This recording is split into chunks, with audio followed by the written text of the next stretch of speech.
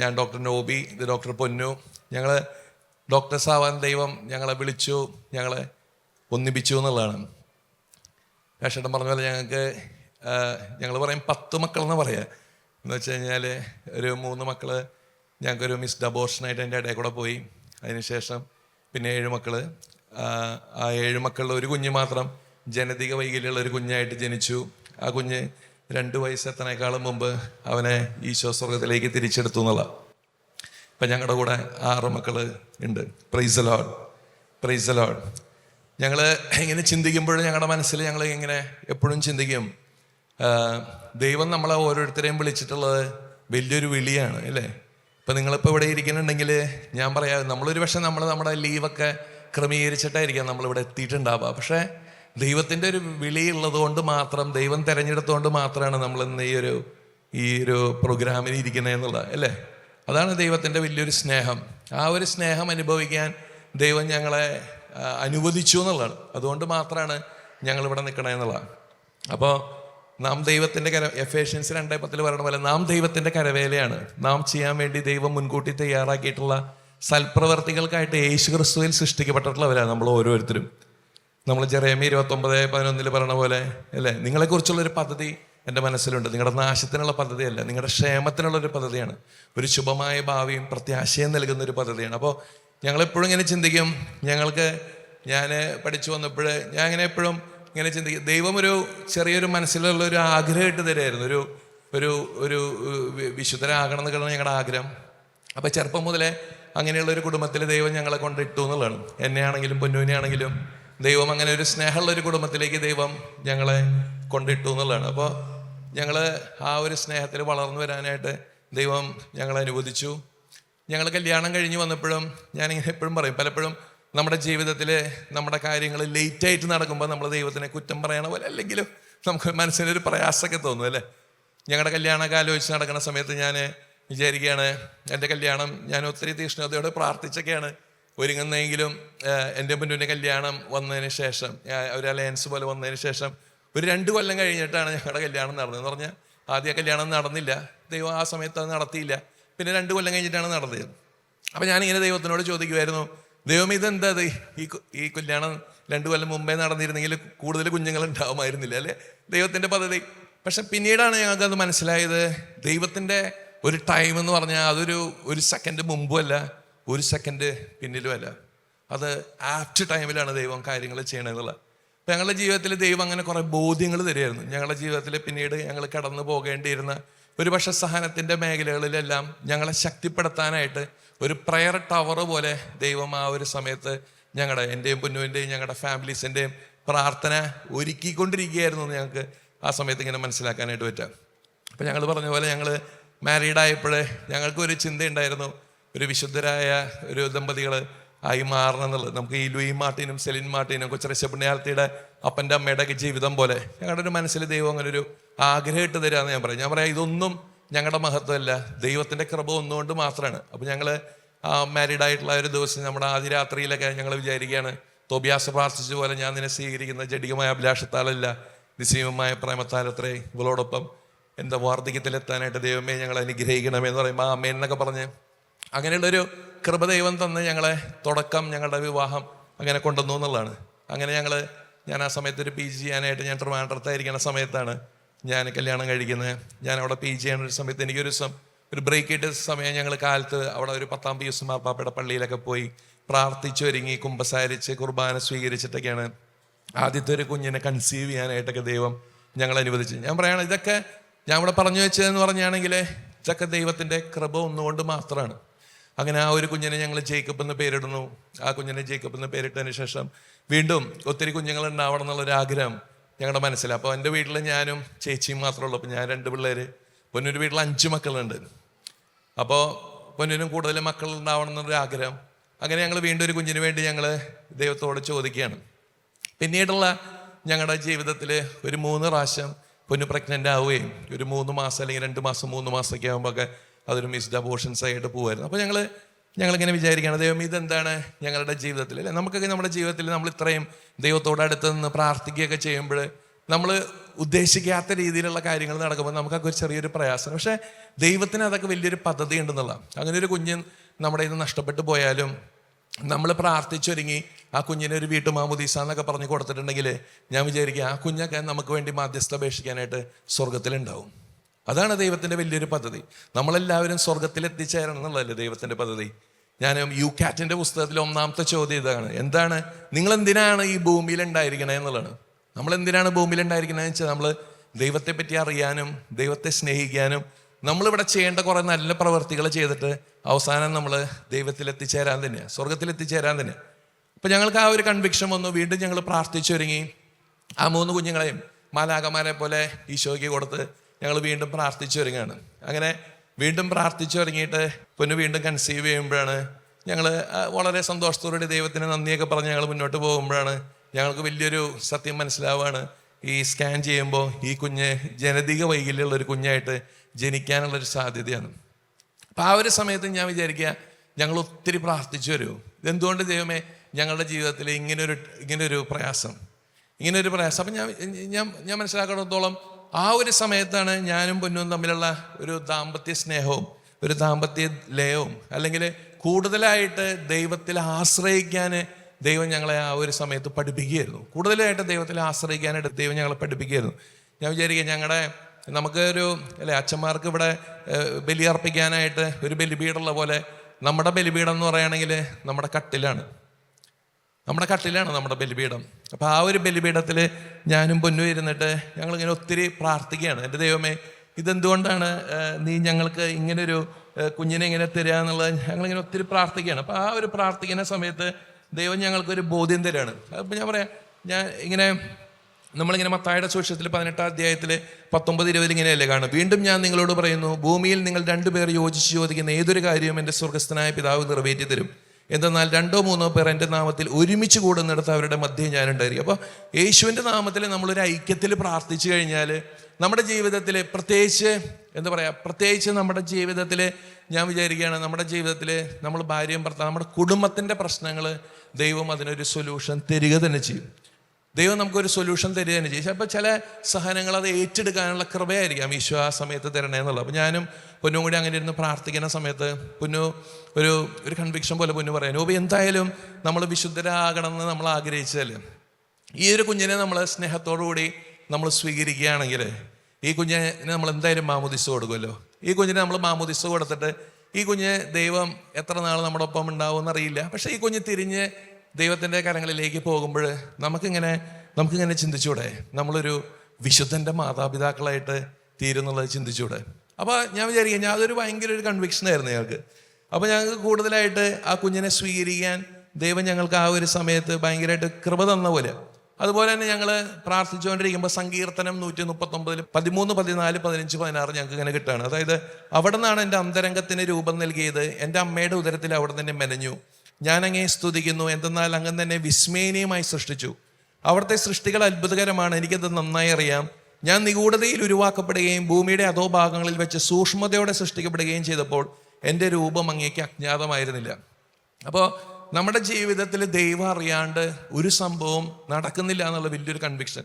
അപ്പോൾ ഞങ്ങളിങ്ങനെ വിചാരിക്കുന്നത് ഈ ഒരു കുഞ്ഞിനെ ഒരു ജനിതക വൈകല്യമുള്ള ഒരു കുഞ്ഞായിട്ട് ദൈവം സൃഷ്ടിച്ചത് ദൈവത്തിനത് ബൈ മിസ്റ്റേക്ക് ഉണ്ടായതല്ല. ഞാൻ നിഗൂഢതയിൽ ഉരുവാക്കപ്പെടുകയും ഭൂമിയുടെ അധോഭാഗങ്ങളിൽ വെച്ച് സൂക്ഷ്മതയോടെ സൃഷ്ടിക്കപ്പെടുകയും ചെയ്തു. അപ്പോൾ ദൈവം ഞങ്ങളുടെ കുഞ്ഞിനെ ആ സൂക്ഷ്മതയോടുകൂടി വൈകല്യത്തിലൂടെ സൃഷ്ടിച്ചിട്ടുണ്ടെങ്കിൽ ദൈവത്തിന് അതിനൊരു വലിയൊരു പദ്ധതി ഉണ്ടെന്നുള്ള വലിയൊരു ഞങ്ങളുടെ കണ്ണ് തുറന്നു എന്നൊക്കെ നമ്മൾ പറയണ പോലെ നമ്മുടെ കാഴ്ചപ്പാടുകൾ മാറി. അപ്പോൾ ആ ഒരു കുഞ്ഞിനെ സ്വീകരിക്കാൻ ദൈവം ഞങ്ങൾക്ക് കൃപ തന്നു എന്നുള്ളത്. അപ്പോൾ ഞാൻ പറയാം, ഞങ്ങളുടെ ജീവിതത്തിൽ ഞങ്ങൾക്ക് പ്രത്യേകിച്ചൊന്നും വേറെ കൂടുതലായിട്ടൊന്നും പറയാനില്ല. പക്ഷെ ഞങ്ങളുടെ ജീവിതത്തിൽ കുറച്ച് മാറ്റങ്ങൾ ദൈവം ഞങ്ങളെ പഠിപ്പിച്ചു തന്നു. ഈ ഒരു സഹനം വരുമ്പോഴും ഈശോൻ്റെ രക്ഷാകര സഹനത്തോട് അത് ചേർത്ത് നമ്മുടെ സഹനങ്ങൾ സ്വർഗോന്മുഖമായിട്ട് മുന്നോട്ട് പോകും. അപ്പം നമുക്ക് സഹനം വരുമ്പോഴും ഫ്രസ്ട്രേഷൻ ഇല്ലാതെ സഹിക്കാനായിട്ട് ദൈവം ഞങ്ങളെ പഠിപ്പിക്കുകയായിരുന്നു. അപ്പം ഞാൻ ആ കുഞ്ഞ് ഞങ്ങൾക്ക് രണ്ടാമത് വന്ന് ജോസഫ് എന്ന് പറഞ്ഞൊരു കുഞ്ഞ്, ആ ഒരു കുഞ്ഞിനെ പറ്റി പറയാനായിട്ട് ഞാൻ കുറച്ചും കൂടി ഒരു അമ്മ മനസ്സുള്ള പൊന്നുവിന് കൊടുക്കാം. Praise the Lord. ഓക്കെ, ജോസഫിനെ ഞാൻ ഗർഭിണിയായിട്ട് ഇരിക്കുമ്പോൾ ഞാൻ തൃശ്ശൂർ മെഡിക്കൽ കോളേജിൽ MD ചെയ്യാൻ തുടങ്ങുന്ന സമയമാണ്. അപ്പോൾ ആ സമയത്തൊരു പോസ്റ്റിങ്ങിൻ്റെ ഭാഗമായിട്ട് തിരുവനന്തപുരത്ത് പോയപ്പോഴാണ് വെറുതെ ഒന്ന് സ്കാൻ ചെയ്യാൻ കയറിയത്. അപ്പോൾ അപ്പോൾ നമുക്ക് മനസ്സിലാവും പെട്ടെന്ന് തീരേണ്ട സ്കാന് ഇങ്ങനെ ഡോക്ടേഴ്സ് ഇങ്ങനെ തുറിച്ച് നോക്കിക്കൊണ്ടിരിക്കുക. അപ്പം അവരുടെ ഡിസ്കഷനിൽ നിന്ന് മനസ്സിലാവുന്നുണ്ട് എന്തോ പ്രോബ്ലം ഉണ്ടെന്ന്. അപ്പോൾ പിന്നെയും കുറേ ടെസ്റ്റുകളൊക്കെ ചെയ്തു, കുറേ എഴുതി തന്നു. പക്ഷേ നമുക്ക് മനസ്സിലായി ഇനി ടെസ്റ്റ് ചെയ്യുന്നത് എന്തിനാണ് യൂഷ്വലി കൂടുതൽ ഇതുപോലെ അനോമലി ഉണ്ടെന്ന് കൺഫേംഡ് ആയാൽ അബോർട്ട് ചെയ്യാൻ വേണ്ടിയാണ് കൂടുതൽ ടെസ്റ്റ് ചെയ്ത് കൺഫേം ചെയ്യുന്നത്. പക്ഷേ ഞങ്ങൾ രണ്ടുപേർക്കും ഒരു ജീസസ് യൂത്ത് ബാക്ക്ഗ്രൗണ്ട് ഉള്ളത് കൊണ്ട് നമുക്ക് ഇതിലൊരു കൺഫ്യൂഷൻ ഇല്ലായിരുന്നു. കുഞ്ഞിന് ജനിതക വൈകല്യം ഉണ്ടേലും ഇല്ലേലും കുഞ്ഞിനെ നമ്മൾ സ്വീകരിക്കുന്നതിൽ. സോ അതുകൊണ്ട് ഒത്തിരി വലിയ വേറെ ടെസ്റ്റുകൾക്കൊന്നും ഞങ്ങൾ പോയില്ല. തിരിച്ചു വന്നു, ഞങ്ങൾ കണ്ടിന്യൂ ചെയ്തു. പിന്നെ ഞങ്ങൾ പ്രാർത്ഥിച്ചുകൊണ്ടിരുന്നു. നോബി പറഞ്ഞ പോലെ കൂടുതൽ ഞങ്ങൾ പ്രാർത്ഥനയിലിരുന്നു. അപ്പോൾ കർത്താവിന് ഇതിലൊരു പദ്ധതി ഉണ്ടെന്ന് തന്നെ ഞങ്ങൾക്ക് പൂർണ്ണ ബോധ്യമായി. അങ്ങനെ മുന്നോട്ട് പോകുമ്പോൾ അടുത്ത സ്കാനുണ്ട്, അനോമലി സ്കാന്. അപ്പോൾ അതിലൊന്നുകൂടെ കൺഫേംഡായി. അവന് തല തൊട്ട് കാല് വരെ ഫുൾ അനോമലി ആയിരുന്നു. അപ്പോൾ അങ്ങനെ മുന്നോട്ട് പോയി. അപ്പോൾ ഞങ്ങൾ ഗൈനക്കോളജിസ്റ്റിനെ കാണുമ്പോൾ ഗൈനക്കോളജിസ്റ്റിന് ഭയങ്കര സങ്കടം. അപ്പോൾ ഞങ്ങൾ പറഞ്ഞു ഞങ്ങൾക്കൊരു കുഴപ്പമില്ല, we are ready to accept എന്ന് പറയുമ്പം ആളും ഈസായി. അപ്പോൾ അത് കഴിഞ്ഞ് മുന്നോട്ട് പോയി. എനിക്ക് കുഞ്ഞുങ്ങൾ വേണമെന്ന് ആഗ്രഹം ഉണ്ടായിരുന്നു. പക്ഷെ ആദ്യത്തെ സിസേറിയനായത് ഭയങ്കര സങ്കടമായിപ്പോയി. അപ്പം ആദ്യത്തെ സിസേറിയൻ ആണെങ്കിലും രണ്ടാമത്തേത് നോർമൽ ചെയ്യാൻ ഓപ്ഷനുണ്ട്. സോ ഞാൻ രണ്ടാമത്തേത് നോർമലിന് പ്രിപ്പയർഡ് ആയിട്ടിരുന്നപ്പോഴാണ് ഈ കുഞ്ഞ് തിരിഞ്ഞു വന്നില്ല അവസാനം, ഈ കുഞ്ഞിന് അനോമലി ഉള്ളതുകൊണ്ട്. അപ്പോൾ അതും സിസേറിയനിലോട്ട് തന്നെ ഓക്കെ ചെയ്യാമെന്ന് തന്നെ നമ്മൾ എഗ്രി ചെയ്തു. അപ്പം അത് കഴിഞ്ഞ് ടേബിളിൽ എൻ്റെ സിസേറിയൻ ടേബിൾ സർജറിയുടെ ഇടയ്ക്ക് ഇപ്പോൾ കുഞ്ഞിനെ സിസേറിയൻ ചെയ്ത് എടുത്തപ്പോൾ പെട്ടെന്ന് എൻ്റെ അനസ്തെറ്റിസ്റ്റ് എൻ്റെ ഗൈനക്കോളജിസ്റ്റിനെ വഴക്ക് പറയുന്നത് ഞാൻ കേൾക്കുക, എന്തിന് ഈ കുഞ്ഞിന് വേണ്ടി വെറുതെ ഒരു സിസേറിയൻ ചെയ്യുന്നതാണ്. അപ്പം എൻ്റെ ഗൈനക്കോളജിസ്റ്റ് പറയുകയാണ് ഇല്ല, അവർക്ക് വേണമെന്ന് പറഞ്ഞിട്ടാണ്. അപ്പോൾ അതിനുശേഷവും ന്യൂറോളജിസ്റ്റ് നോബിയെ വിളിച്ച് ചോദിക്കുകയാണ് ഈ കുഞ്ഞിന് വേണ്ടി വെറുതെ കാശ് കളയണോ എന്ന രീതിയിൽ എല്ലാം ട്രീറ്റ്മെൻറ്റും എല്ലാ ഇതും കൊടുക്കണോ. നോബി പറഞ്ഞില്ല, ഒരു നോർമൽ കുഞ്ഞിന് ചെയ്യുന്ന എല്ലാം ചെയ്യാൻ പറഞ്ഞു. അങ്ങനെ ഉണ്ടായി. ഒരു മാസത്തോളം അവൻ ICUലായിരുന്നു. കാരണം പാലൊന്നും വലിച്ചു കുടിക്കാൻ പറ്റുന്നില്ല. അപ്പം ഞങ്ങൾ അതുകൊണ്ട് അപ്പം തന്നെ മാമോദീസയൊക്കെ കൊടുത്തു. കാരണം എത്ര നാൾ ജീവിക്കുമെന്ന് അറിയില്ല. പിന്നെ പാല് വലിച്ചു കുടിക്കാൻ പറ്റാത്തതുകൊണ്ട് മൂക്കിൽ കൂടെ ട്യൂബൊക്കെ നടന്നിരുന്നത്. അങ്ങനെ ഒരു ഓൾമോസ്റ്റ് ഒരു 20 ദിവസത്തിന് ശേഷം ഞങ്ങൾ ഡിസ്ചാർജായി വീട്ടിൽ വരുവാണ്. അപ്പോൾ ആ സമയത്ത് ഇടയ്ക്ക് ഞാൻ പാല് കൊടുക്കാൻ ശ്രമിക്കുന്നു. ഇടയ്ക്കൊന്ന് റൈൽസ് ട്യൂബ് മാറ്റി കൊടുത്തു നോക്കി. അപ്പോൾ എങ്ങനെയോ അവൻ വലിച്ചു തുടങ്ങി. അപ്പോൾ ഈ സമയത്ത് ഞാൻ മറ്റേണ്ടി ലീവൊക്കെ കഴിഞ്ഞ് MD കണ്ടിന്യൂ ചെയ്യുന്നു. ദിവസവും പോകും. അപ്പോൾ വീട്ടിലെ നോബിയുടെ പാരൻസ് അമ്മയാണ് കൊച്ചിനെയൊക്കെ നോക്കുന്നത്. തിരിച്ചു വരും വൈകിട്ട്. അപ്പോൾ അങ്ങനെ മുന്നോട്ട് പോകുന്തോറും ഇവന് ബുദ്ധിമുട്ട് കൂടി വരുവാണ്. ബാക്കി പിള്ളേരെ പോലെ തലയുറച്ചിട്ടില്ല, അവൻ്റെ മൈൽ സ്റ്റോൺസ് ഒന്നും അച്ചീവ് ചെയ്യുന്നില്ല. അപ്പം ഇടയ്ക്കിടയ്ക്ക് അവന് ആശുപത്രിയിലാവുന്നുണ്ട്, ഞങ്ങൾ ഇടയ്ക്കിടയ്ക്ക് ICUലാവുന്നു, വെന്റിലേറ്ററിലാവുന്നു. പക്ഷെ അങ്ങനെ മുന്നോട്ട് പോയി. പിന്നെ നമുക്ക് മനസ്സിലായി ഇവനൊരു ഓക്സിജൻ സപ്പോർട്ട് ഇല്ലാതെ മുന്നോട്ട് പോകത്തില്ല. ഞങ്ങൾ വീട്ടിൽ തന്നെ ഒരു മുറി ഓക്സിജനൊക്കെ വെച്ച് നമ്മൾ സെറ്റ് ചെയ്യാണ്. അപ്പോൾ അങ്ങനെ ആ കാലഘട്ടത്തിൽ ഞാൻ ആലോചിക്കുക, മിക്ക സ്പെഷ്യൽ ഡേയ്സ്, അതായത് ഈസ്റ്റർ, ക്രിസ്മസ് ഒക്കെ ഞങ്ങൾ മിക്കവാറും ജൂബിലിയിലെ ICUലായിരിക്കും ഇവനെന്തെങ്കിലും ബുദ്ധിമുട്ടായിട്ട്. അപ്പോൾ അങ്ങനെ ഒരു പ്രാവശ്യം ഡിസ്ചാർജൊക്കെ കഴിഞ്ഞ് ഞങ്ങളിങ്ങനെ ഒരു രാത്രിയിൽ, അപ്പോൾ നോബി സങ്കീർത്തനമൊക്കെ ഇങ്ങനെ ഇവൻ്റെ അടുത്തിരുന്ന് വായിച്ചുകൊണ്ടിരിക്കും. അപ്പോൾ അങ്ങനെ ഒരു പ്രാവശ്യം വായിച്ച് ഞാൻ പറഞ്ഞു നോബി വെളുപ്പിന് 3 മണിയായി, നമുക്ക് കിടക്കാമെന്ന് പറഞ്ഞു. ഓക്കെ. അപ്പം ഞങ്ങൾ ഓക്സിജനുള്ള മുറിയിൽ 3 പേർക്ക് കിടക്കാൻ പറ്റാത്തതുകൊണ്ട് ഞാനും കൊച്ചും തന്നെ കിടക്കുക. അപ്പോൾ നോബി പുറത്ത് കിടക്കുക. അപ്പോൾ യൂഷ്വലി നമുക്കറിയാം അപ്പൻ അമ്മയും കൊച്ചും കിടക്കുമ്പം കൊച്ചാണെങ്കിൽ ഏറ്റവും സെൻസിറ്റീവ് ആരായിരിക്കും? അമ്മയാണ്. അപ്പന്മാരത്ര അറിയാറില്ല. പക്ഷെ അന്ന് വെളുപ്പിനെ ഒരു 5 മണിയായപ്പോൾ നോബി എഴുന്നേറ്റ് വന്നിട്ട് എന്നെ തട്ടി കാണിക്കുകയാണ് കൊച്ചിനെ നോക്കാൻ. അപ്പം ഞാൻ നോക്കുമ്പം ഇവൻ അവിടെ മരിച്ചു കിടക്കുകയാണ്. അപ്പം നോബി കുഞ്ഞിനെ കയ്യിലെടുക്കുന്നു. ഞങ്ങൾ കുറച്ച് നേരം പ്രേസ് ചെയ്തു, ദൈവം തന്നു, ദൈവം എടുത്തു. അപ്പം അതിനുശേഷമാണ് പുറത്തെ ഡാഡി മമ്മി രാവിലെ എഴുന്നേറ്റ് പ്രാർത്ഥിക്കാറുണ്ട് അവരോട് പറഞ്ഞത്. അപ്പം അങ്ങനെ ഈ സമയത്ത് തന്നെ ഞാൻ അടുത്തതൊരു 7 മാസം ക്യാരിങ് ആയിരുന്നു. അപ്പോൾ 2 മാസത്തിന് ശേഷം ഒരു കുഞ്ഞും കൂടെ വന്നു. അതിനുശേഷം എല്ലാ 2 വർഷവും ഓരോ കുഞ്ഞിനെയും കൂടെ ദൈവം തന്നു. അങ്ങനെ പിന്നീട് 5 സിസേറിയനും കൂടെ വന്നു. അങ്ങനെ 5ഉം 2ഉം 7 സിസേറിയനിലൂടെ പോകാനുള്ള ഗ്രേസ് കർത്താവ് നൽകി. അപ്പം ഇതാണ് ഞങ്ങളുടെ ഇതുവരെയുള്ള ഒരു ഷോർട്ട് ഒരു എന്ന് പറയുന്നത്. അപ്പോൾ ഇപ്പോൾ പുറകോട്ട് നോക്കുമ്പം റിട്രോസ്പെക്റ്റീവായിട്ട് ചിന്തിക്കുമ്പം പലരും ചോദിക്കുന്ന ഒരു ചോദ്യമാണ്, എങ്ങനെ ഇത്രയും കുട്ടികളും ഈ പ്രൊഫഷനും കൂടെ ഒരുമിച്ച് പോകുന്നതെന്ന്. അപ്പോൾ അതിൽ എൻ്റെ പേഴ്സ്പെക്റ്റീവ് പറയുകയാണെങ്കിൽ ഒരൊറ്റ ഉത്തരവേ ഉള്ളൂ, ട്രസ്റ്റ് ഇൻ ദ ലോർഡ് എന്ന് പറഞ്ഞാൽ, ഇപ്പം നമ്മൾ നമ്മുടെ ചെറുപ്പത്തിൽ നമ്മുടെ അപ്പൻ്റെ കൈ തൂങ്ങി നടക്കുമ്പോൾ നമ്മൾ ഫീൽ ചെയ്യുന്ന ഒരു ഫ്രീഡം ഉണ്ടല്ലോ, നമ്മളൊന്നും ചിന്തിക്കേണ്ട ആവശ്യമില്ല. ഞാൻ അപ്പൻ്റെ കൂടെയാണല്ലോ, അപ്പം നോക്കിക്കോളും. അതാണ് എൻ്റെ ഒരു ഏറ്റവും വലിയൊരു മെയിൻ ഇതെന്ന് പറയുന്നത്.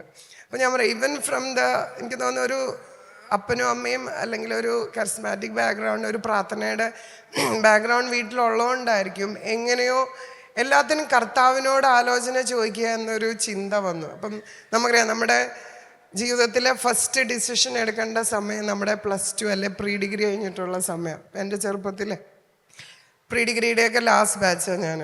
അപ്പോൾ ഇന്ന് ഞാൻ ആലോചിക്കുമ്പം ചിരി വരും. നമുക്ക് പ്രീ ഡിഗ്രി കഴിഞ്ഞ ഒരു ഐഡിയ ഇല്ല എന്ത് ചെയ്യണം എന്നുള്ളത്.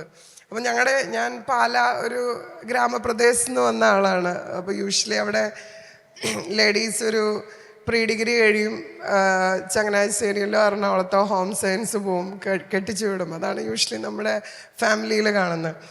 അപ്പോൾ നമ്മുടെ അടുത്ത താബോർ എന്ന് പറഞ്ഞൊരു ധ്യാന കേന്ദ്രമുണ്ട്. അപ്പോൾ ഞാൻ വീട്ടിൽ പറഞ്ഞു ഞാനൊന്ന് ധ്യാനം കൂടാൻ പോവാണ്.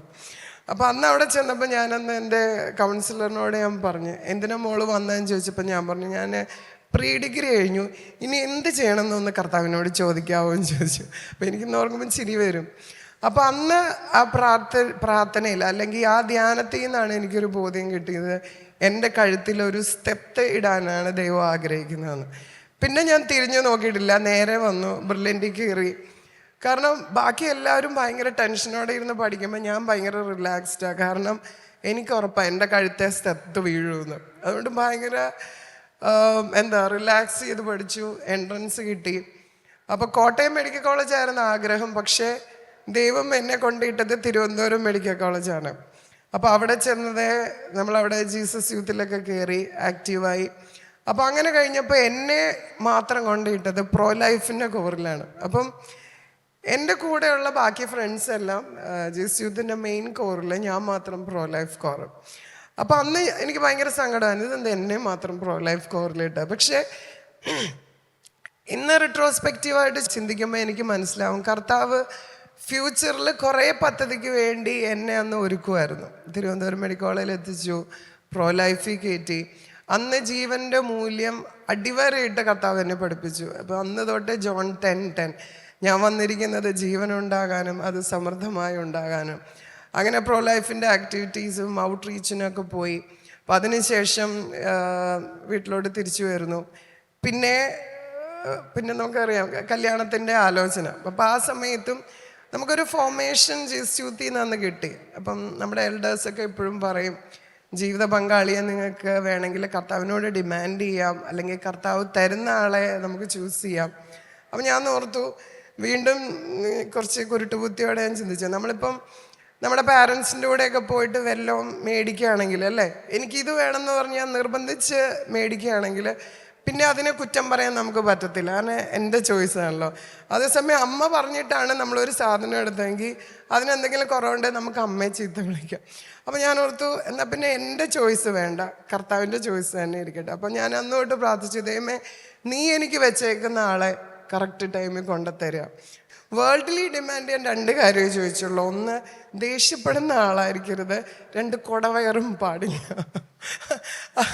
അപ്പോൾ ഒരു പൂ ചോദിച്ചതിന് ദൈവം ഒരു പൂന്തോട്ടമാണ് നൽകിയത്. കാരണം ഇവരുടെ കുടുംബത്തിലെ ആരും ദേഷ്യപ്പെടുന്നത് ഞാൻ കണ്ടിട്ടില്ല.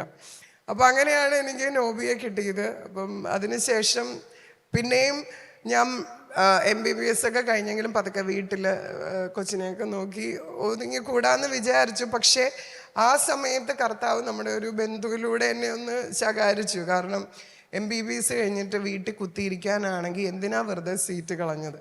ഓക്കെ, അപ്പോൾ ഞാൻ വിചാരിച്ചു എന്നാൽ ശരി. അപ്പോൾ നമ്മൾ അടുത്ത് തന്നെ തൃശ്ശൂർ അടുത്ത് തന്നെയുള്ള ഒരു കോച്ചിങ് ക്ലാസ്സിൽ വളരെ ലേറ്റായിട്ട് കയറി. പക്ഷേ പരീക്ഷയ്ക്ക് അവിടെയും കർത്താവ് ഒരു ഉന്നത വിജയം നൽകി. അങ്ങനെ MDക്ക് സെലക്റ്റഡായി. അപ്പോൾ നമ്മുടെ അടുത്തൊരു ഡിസിഷൻ വന്നു, അല്ലേ, പ്രൊഫഷണൽ ലൈഫിൽ. ഇനി ഞാൻ കുറേ സ്പെഷ്യാലിറ്റി ഉണ്ട്, ഇനി ഏത് PG എടുക്കണം, ഏത് MD എടുക്കണം. അപ്പം ഞാൻ ഓർത്തു തിരിച്ച് കർത്താവിലോട്ട് തന്നെ തിരിഞ്ഞു. അപ്പോൾ ആ സമയത്ത് കർത്താവിനോട് ചോദിച്ചു, എൻ്റെ മദറിലോയും നോബിയൊക്കെ ഇരുന്ന് പ്രാർത്ഥിച്ചു. അങ്ങനെ ഇവരിലൂടെ തന്നെ ഒരു ഡിസിഷൻ കിട്ടി, കമ്മ്യൂണിറ്റി മെഡിസിൻ എന്ന സ്പെഷ്യാലിറ്റി എടുക്കാൻ. സത്യം പറഞ്ഞാൽ എനിക്ക് ഒട്ടും താല്പര്യമില്ലാത്ത ഒരു ഡിപ്പാർട്ട്മെൻറ്റാണ്, പക്ഷെ കർത്താവ് അതാണെന്ന് വീണ്ടും വീണ്ടും ചൂണ്ടിക്കാണിച്ചപ്പോൾ പിന്നെ എനിക്ക് വേറെ ഡൗട്ടില്ല. ഇപ്പോൾ തൃശ്ശൂർ മെഡിക്കൽ കോളേജിൽ തന്നെ MD കയറുകയാണ് ഞാൻ. അപ്പോൾ MD കയറി കുറച്ച് നാൾക്ക് ശേഷമാണ് നമ്മുടെ ജോസഫ് ഈ അനോമലിയുള്ള നമ്മുടെ കുഞ്ഞിനെ കൺസീവ്ഡ് ആവുന്നതും പിന്നെ അവൻ്റെ ഈ പ്രോബ്ലമൊക്കെ കാരണം ഇടയ്ക്കിടയ്ക്ക് ഹോസ്പിറ്റലാവുന്നു, അറ്റൻഡൻസ് ഒക്കെ പോയി. പക്ഷെ അക്കാഡമിക്കലി ഉള്ള സമയത്തൊക്കെ വളരെ കുഴപ്പമില്ലാതൊക്കെ പെർഫോം ചെയ്യാൻ പറ്റുന്നുണ്ട്. അപ്പോൾ അങ്ങനെ ഇരിക്കെ യൂണിവേഴ്സിറ്റിയുടെ സമയമാവുകയാണ്. നമുക്കറിയാം യൂണിവേഴ്സിറ്റി പരീക്ഷയുടെ സമയമായപ്പോൾ എല്ലാവരുടെയും അറ്റൻഡൻസ് നോക്കി. അപ്പോൾ എൻ്റെ HOD നോക്കിയപ്പോൾ എനിക്ക് പരീക്ഷ എഴുതാനുള്ള അറ്റൻഡൻസ് ഇല്ല, കാരണം മറ്റേണിറ്റി ലീവ് ഉണ്ട്. ഇവൻ ഇടയ്ക്ക് ICU ആകുമ്പോൾ ഇടയ്ക്കിടയ്ക്ക് ലീവ് എടുക്കേണ്ടി വരുന്നുണ്ട്. അപ്പോൾ അങ്ങനെ എനിക്കും എൻ്റെ കൂടെയുള്ള ഒരു കൊളീഗും മറ്റേണിറ്റി ലീവുള്ള ഞങ്ങൾക്ക് 2 പേർക്കും അറ്റൻഡൻസ് ഇല്ല. അപ്പം ആള് യൂണിവേഴ്സിറ്റിയിലോട്ട് ഒരാളെ മാത്രം എലിജിബിളാക്കി അയച്ചു വിട്ടു. അപ്പം ഞങ്ങൾ ഓക്കെ അങ്ങനെ തീരുമാനിച്ചു, ഇപ്രാവശ്യം പരീക്ഷ എഴുതാൻ പറ്റില്ല, നെക്സ്റ്റ് ഇയർ എഴുതാമെന്ന്. അപ്പോൾ അങ്ങനെ ഇരിക്കുമ്പം നമ്മുടെ ഈ ഹെഡ് ഓഫ് ദ ഡിപ്പാർട്ട്മെൻറ്റിൻ്റെ ടേം കഴിഞ്ഞു, റിട്ടയർ ചെയ്തു. അപ്പോൾ മാഡം റിട്ടയർ ചെയ്ത് കഴിഞ്ഞപ്പോൾ പുതിയ HODക്ക് വരാൻ കുറച്ച്, നമുക്കറിയാം ഗവൺമെൻറ് ആയതുകൊണ്ട് സമയമെടുക്കും. അപ്പോൾ ആ ഒരു സമയത്ത് നമ്മുടെ തന്നെ ഒരു പ്രൊഫസറാണ് ഇൻചാർജായ താൽക്കാലികമായിട്ട് HODയുടെ പൊസിഷനിൽ. അപ്പോൾ അങ്ങനെ ഒരു സുപ്രഭാതത്തിൽ പെട്ടെന്ന് യൂണിവേഴ്സിറ്റിയിൽ നിന്ന് പെട്ടെന്ന് ഒരു സർക്കുലർ വരുവാണ്, നിങ്ങൾ അയച്ച അറ്റൻഡൻസ് എല്ലാം ക്യാൻസൽ ചെയ്തു. അത് പല ഡിപ്പാർട്ട്മെൻറ്റിൽ നിന്ന് ഡിനോമിനേറ്റർ പലതിട്ടതുകൊണ്ട് ഒരു ഡിസ്പാരിറ്റി ഉണ്ട്. സോ ഇങ്ങനെയാണ് അറ്റൻഡൻസ് കാൽക്കുലേറ്റ് ചെയ്യേണ്ടതെന്ന് പറഞ്ഞ് ഒരു പുതിയ ഓർഡറും പുതിയതായിട്ട് ഒന്നുകൂടെ അറ്റൻഡൻസ് അയക്കാൻ പറഞ്ഞു. അപ്പോൾ ഞങ്ങളുടെ പുതിയ പ്രൊഫസർ, കർത്താവ് എനിക്ക് തോന്നുന്നു ഞങ്ങളോട് കാരുണ്യം ആ പ്രൊഫസറിലൂടെ കാണിച്ചപ്പോൾ മാഡം ഓർത്തു ഈ പിള്ളേരെ എങ്ങനെയെങ്കിലും എഴുതിപ്പിക്കണമല്ലോ. അപ്പോൾ മാഡം പോയി യൂണിവേഴ്സിറ്റിയിലൊക്കെ പോയി അന്വേഷിച്ചപ്പം അവർ പറഞ്ഞു, നിങ്ങൾ എന്താ ഇട്ട് തരുന്നത് അത് ഞങ്ങൾ ഫോർവേഡ് ചെയ്യുള്ളൂ, പ്രശ്നമൊന്നുമില്ല. അങ്ങനെ ആ മാഡത്തിലൂടെ കർത്താവ് ഞങ്ങളെ എക്സാം എഴുതാൻ എലിജിബിളാക്കി. അങ്ങനെ ഫസ്റ്റ് ചാൻസിൽ തന്നെ ഞാൻ എൻ്റെ MD യൂണിവേഴ്സിറ്റി എക്സാം എഴുതി പാസ്സാക്കി. അങ്ങനെ അപ്പോൾ അങ്ങനെ അറിയാം കുറച്ച് എക്സ്റ്റൻഷൻ വരും അല്ലേ, അതായത് 3 വർഷം ലീവ് ഉള്ളതുകൊണ്ട് കംപ്ലീറ്റ് ചെയ്യാൻ പറ്റാത്തത് കൊണ്ട് എൻ്റെ കൂടെയുള്ളവർ പാസ്സായി പോയാലും ഞാൻ ഒരു കുറച്ച് നാളും കൂടെ ഡിപ്പാർട്ട്മെൻറ്റ് എക്സ്റ്റൻഷൻ കണ്ടിന്യൂ ചെയ്യണം. അപ്പോൾ എൻ്റെ കൂടെ ഇറങ്ങിയവർ പലരും വേക്കൻസി നോക്കി കുറച്ച് ദൂരെയുള്ള മെഡിക്കൽ കോളേജിൽ പലയിടത്തൊക്കെ പോയി ജോയിൻ ചെയ്തു, ചിലർക്ക് കിട്ടിയില്ല. ഇങ്ങനെ ഇരിക്കുമ്പം അപ്പം ഞാൻ എൻ്റെ എക്സ്റ്റൻഷൻ തീരുന്നത് ഒരു ഫ്രൈഡേ ആണ് എൻ്റെ കോഴ്സ് കഴിയുന്നത്. അപ്പോൾ അതിൻ്റെ ഒരു തിങ്കളാഴ്ച എനിക്ക് ജൂബിലിന്ന് ഒരു കോള് വരുവാണ്. ജൂബിലി എന്ന് പറഞ്ഞാൽ എനിക്ക് വീട്ടിൽ നിന്ന് നടക്കാവുന്ന ദൂരമേ ഉള്ളൂ നോബിയുടെ വീട്ടിൽ നിന്ന്. അതായത് ആ തിങ്കളാഴ്ച അവിടെ അസിസ്റ്റന്റ് പ്രൊഫസറായിട്ട് വന്ന് ജോയിൻ ചെയ്യാമെന്ന് ചോദിച്ചുകൊണ്ട്. അപ്പം വെള്ളിയാഴ്ച എൻ്റെ കോഴ്സ് കഴിഞ്ഞു, ഒരു ഗ്യാപ്പ് പോലും ഇല്ലാതെ നെക്സ്റ്റ് വർക്കിംഗ് ഡേ ഞാൻ ജൂബിലിയിൽ അസിസ്റ്റന്റ് പ്രൊഫസറായിട്ട് കയറുകയാണ് ആ സമയത്ത്. അപ്പം ഞാൻ പറയാം ഇതുവരെ അപ്പം അതിനുശേഷം ഇവിടെ കയറി അടുത്ത കുഞ്ഞുങ്ങളൊക്കെ ഉണ്ടായി. അപ്പം ഈ കാലഘട്ടത്ത് അടുത്ത പ്രൊമോഷൻ വന്നു, അസോസിയേറ്റായി. ഇതിൻ്റെ ഇടയ്ക്ക് 5ാമത്തെ ഡെലിവറിയുടെ സമയത്ത് മറ്റേണിറ്റി ലീവായിട്ട് ഇരിക്കുമ്പോഴാണ് എൻ്റെ ഒരു കൊളീഗ് വിളിക്കുന്നത്, യൂണിവേഴ്സിറ്റി PhDക്ക് വിളിക്കുന്നുണ്ട്, നമുക്ക് പോയി എഴുതിയാലോ. ഞാൻ എന്നെ കൊണ്ടൊന്നും പറ്റില്ല. പക്ഷെ പുള്ളിക്കാരത്തി എന്നെ വലിച്ചുകൊണ്ട് പോയി, അതും ക്വാളിഫൈഡായി. അങ്ങനെ ഇപ്പോൾ സൈഡിൽ കൂടെ ഒരു പാർട്ട് ടൈം PhDയും ചെയ്യുന്നുണ്ട്. അപ്പോൾ ഞാൻ പറയുകയാണെങ്കിൽ പലരും അല്ലേ, സാറ എന്ന് പറഞ്ഞൊക്കെ സിനിമ ഒക്കെ ഉണ്ട്, ഭയങ്കര കുഞ്ഞും പ്രൊഫഷനും ഒന്നും നടക്കില്ല എന്ന്. പക്ഷേ എൻ്റെ ജീവിതാനുഭവത്തിൽ നിന്ന് ഞാൻ പറയുകയാണെങ്കിൽ കുഞ്ഞുങ്ങൾ ഈസ് എ ബ്ലെസ്സിങ്. ലൈക്ക് ഓരോ കുഞ്ഞു വരും തോറും എനിക്ക് പ്രൊഫഷണലാണേലും കൂടുതൽ ഒരു സാഹചര്യവും അല്ലെങ്കിൽ അച്ചീവ്മെൻറ്റും കർത്താവ് കൈക്കൊണ്ട് തരിക. അപ്പോൾ ഇതൊന്നും ഞാൻ പ്ലാൻ ചെയ്യുന്നതല്ലേ. ഇപ്പോൾ PhD ആണെങ്കിലും നമുക്കൊരു ഗൈഡ് വേണം. അതൊക്കെ കറക്റ്റ് ഒരു മാഡം വന്നിട്ട് ഇങ്ങോട്ട് പറയാണ് എനിക്ക് ഇന്ന ടോപ്പിക്കാണ് താല്പര്യം. അപ്പോൾ ഞങ്ങൾ പറഞ്ഞു ഓക്കെ. അപ്പോൾ എൻ്റെ കൊളീഗ് ഭയങ്കര പെർസീവറൻസ് ഉള്ള ആളാണ്, ഞാൻ അത്ര ഇല്ല. അപ്പോൾ പുള്ളിക്കാരത്തി എന്നെ കൊണ്ടുപോകുന്നു, ഗൈഡിനെ മുട്ടിക്കുന്നു. ഞങ്ങൾക്ക് 2 പേർക്കും ഓൾമോസ്റ്റ് സിമിലർ ടോപ്പിക്, ഭയങ്കര എളുപ്പം. 2 പേരും ഒരുമിച്ച് PhD ചെയ്യാനുണ്ടെങ്കിൽ നമുക്ക് ഭയങ്കര എളുപ്പം. കാരണം നമ്മൾ ഇടയ്ക്ക് ലോ ആകുമ്പോൾ ആൾ നമ്മളെ പൊക്കും, മറ്റേ ആൾ ലോ ആകുമ്പോൾ നമുക്ക് പൊക്കാം. അപ്പം അങ്ങനെ എല്ലാ സാഹചര്യവും എൻ്റെ ടോപ്പിക്കൊക്കെ കറക്റ്റ് പലരിലൂടെ കർത്താവ് നമുക്ക് പറഞ്ഞു തരുന്നു. അങ്ങനെ അതിനുള്ള റിസർച്ചിനുള്ള എല്ലാ സാഹചര്യവും കറക്റ്റായിട്ട് ദൈവം മുട്ടിച്ച് തരികയാണ്. അപ്പം ഒന്ന് എനിക്ക് പറയാനുള്ള ഇതാണ്, നമുക്കൊരു സ്ട്രോങ് ബിലീഫ് വേണം. കാരണം എൻ്റെ ജീവിതത്തിൽ എന്തൊക്കെ സംഭവിച്ചാലും അത് കർത്താവിൻ്റെ പദ്ധതിയുടെ ഭാഗമാണെന്ന് പൂർണ്ണമായ വിശ്വാസം. അതുപോലെ കർത്താവിനെ പൂർണ്ണമായിട്ട് ട്രസ്റ്റ് ചെയ്താൽ ഉറപ്പാണ് അതിനുള്ള വഴി ഏതിലേക്കൂടെ. നമുക്ക് തോന്നും കുറച്ച് ലേറ്റാണ്, പക്ഷെ എന്നാലും ഒരിക്കലും മറ്റുള്ളവരിൽ നിന്ന് പുറകോട്ടാകാൻ കർത്താവ് ഒരിക്കലും നമ്മളെ അനുവദിക്കില്ല. ഇപ്പം ചിലപ്പം ഇപ്പം നമ്മുടെ ഇൻസ്റ്റയും ഫേസ്ബുക്കൊക്കെ ഉള്ളതുകൊണ്ട് നമുക്കറിയാം, നമ്മുടെ കൊളീഗ്സൊക്കെ ഭയങ്കര ഡിഗ്രിയൊക്കെ എടുത്ത് ഫോറിൻ ട്രിപ്പും അവിടെ എവിടെയൊക്കെ ഇടയ്ക്ക് നമുക്കൊരു ചിന്ത വരും, ദൈവമേ ഞാനീ പ്രസവിച്ച് നടക്കുന്നതല്ലാതെ അവരുടെ ഒപ്പം എത്തിയില്ലല്ലോ. പക്ഷേ അപ്പം നമുക്കൊരു തോട്ട് വരും, നമ്മുടെ ഉദ്ദേശം എന്ന് പറയുന്നത് സ്വർഗമാണ് അല്ലേ, നമ്മുടെ കുഞ്ഞുങ്ങളിലൂടെ അല്ലെ നമ്മുടെ ജീവിതത്തിലൂടെ ദൈവത്തിലോട്ട് എത്തുക എന്നുള്ളതാണല്ലോ. അല്ലെങ്കിൽ എൻ്റെ ഏറ്റവും വേറൊരു ബ്ലെസ്സിങ് എന്ന് പറഞ്ഞാൽ ജൂബിലിയിലൊരു 24 hour ചാപ്പലുണ്ട്. അപ്പോൾ ഒത്തിരി ഡിസ്റ്റർബൻസ് വരുമ്പോൾ ഞാൻ കുറച്ച് നേരത്തെ പോയി ചാപ്പലിലിരിക്കും. അപ്പോഴാണ് എല്ലാ കർത്താവ് സംസാരിക്കുന്നതും വലിയ വലിയ ബോധ്യം കിട്ടുന്നതും. ചിലപ്പം അക്കാഡമിക്കലാണ് ആ ഏരിയയിലാണെങ്കിലും കുറേ ബോധ്യങ്ങൾ, ഈവൻ മെഡിസിൻ വരെ കർത്താവ് പഠിപ്പിക്കുന്ന ഒരു സമയമാണ് ഈ അഡറേഷൻ്റെ സമയം.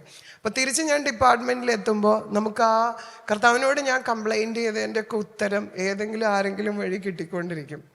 സോ പിന്നെ ഒരു വലിയ സപ്പോർട്ടെന്ന് പറഞ്ഞാൽ ഇറ്റ്സ് യുവർ ഫാമിലി. ഞാൻ പറയാം, നോബിയുടെ പാരൻസ്, ഇവരുടെ ഒരു സപ്പോർട്ടില്ലെങ്കിൽ ഒരിക്കലും നമുക്ക് മുന്നോട്ട് പോകാൻ പാടില്ല. നോബിയുടെ അമ്മ ഫുൾ ടൈം പിള്ളേരെ നോക്കാൻ, ഇപ്പം 5 പേരും സ്കൂളിൽ പോകുന്നുണ്ട്, ഒരു കുഞ്ഞു മാത്രമേ വീട്ടിലുള്ളൂ. അപ്പം ഇവരുടെ പാരൻസിൻ്റെ ഫുൾ ടൈം സപ്പോർട്ട് ഉള്ളതുകൊണ്ടാണ് ഇത്രയും നമുക്ക് മുന്നോട്ട് പോകാൻ പറ്റുന്നത്. പിന്നെ ഒരു കാര്യം എന്ന് പറഞ്ഞാൽ, ഞങ്ങളിപ്പോൾ അവിടെ തൃശ്ശൂരിലെ ലോഫ് എന്ന് പറഞ്ഞൊരു പ്രെയർ ഗ്രൂപ്പിലുണ്ട്. അപ്പോൾ ഒരു പ്രെയർ ഗ്രൂപ്പ് നമ്മളെ സപ്പോർട്ട് ചെയ്യാൻ എപ്പോഴും ഉള്ളത്, ഒരു വിശുദ്ധരുടെ ഒരു കൂട്ടായ്മ നമ്മുടെ ചുറ്റുമുള്ളത്, നമുക്കിങ്ങനെ ഒരു പെർസിസ്റ്റൻ്റ് ആയിട്ട് നിൽക്കാനുള്ള വലിയൊരു പ്രചോദനം തരുന്ന ഒരു സംഭവമാണ്. ഓക്കെ.